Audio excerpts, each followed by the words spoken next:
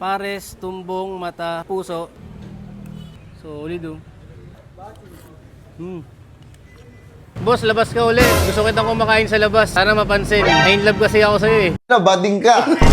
Sige boss, pupunta tayo sa magpapares ako ngayon eh. Kaya tara, samahan nyo ako. Ngayong araw nga pala ay mag-food trip ako dito sa El Patron. Located nga pala to sa 818 Bagong Bayan, Santa Mesa, Manila. Nagsawa na kasi ako dun sa Hulo. Kaya buti na lang meron dito sa Santa Mesa. Kasama ko nga pala yung Brad from Old Sanica Chapter, Mandaluyong City. Si RSF TV o shoutout sa'yo. Pagpasok ko nga pala dito eh para silang nakakita ng artista. De joke lang. Boss, ordering ko lahat to. Pares, tumbong, isaw, mata, puso, tsaka isang angus beef tapa. Order din pala ako ng utak kasi favorite ko utak eh.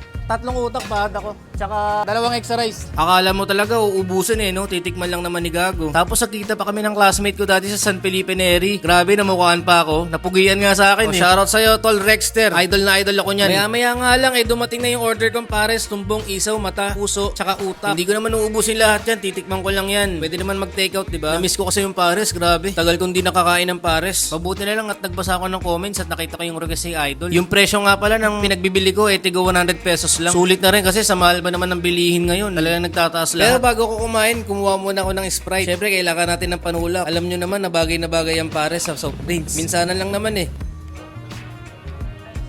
Bong oh. Uy, solid oh. Sarap.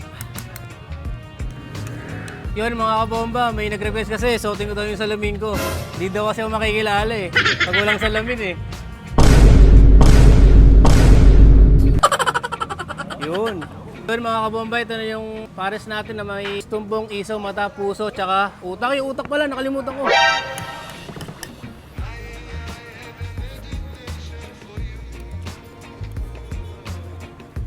Grabe, napakabisa.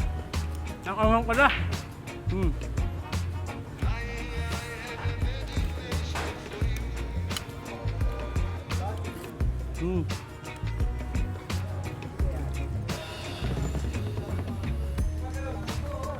Yun mga kabomba, dito lang to sa 818 Bagong Bayan, Santa Mesa. El Patron. Lang ng The G's Hideout. Okay. Talagang putok batok eh.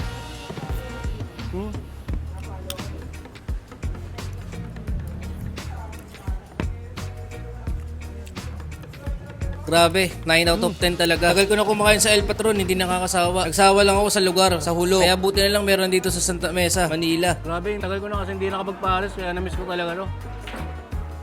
Pagkatapos ko nga pala kumain, na-meet ko si Tita. Ito yung mama ng classmate ko, na si Tol Rexter. Grabe, ang ganda ni Tita. 50 years old na yan. Birthday niya pala. Happy birthday po ulit. Pero mukhang 28 years old lang eh, no? Correct me if I'm wrong. Yun, mga kabomba. Tapos ako may umeptin ni RSF TV dito sa El Patron, no?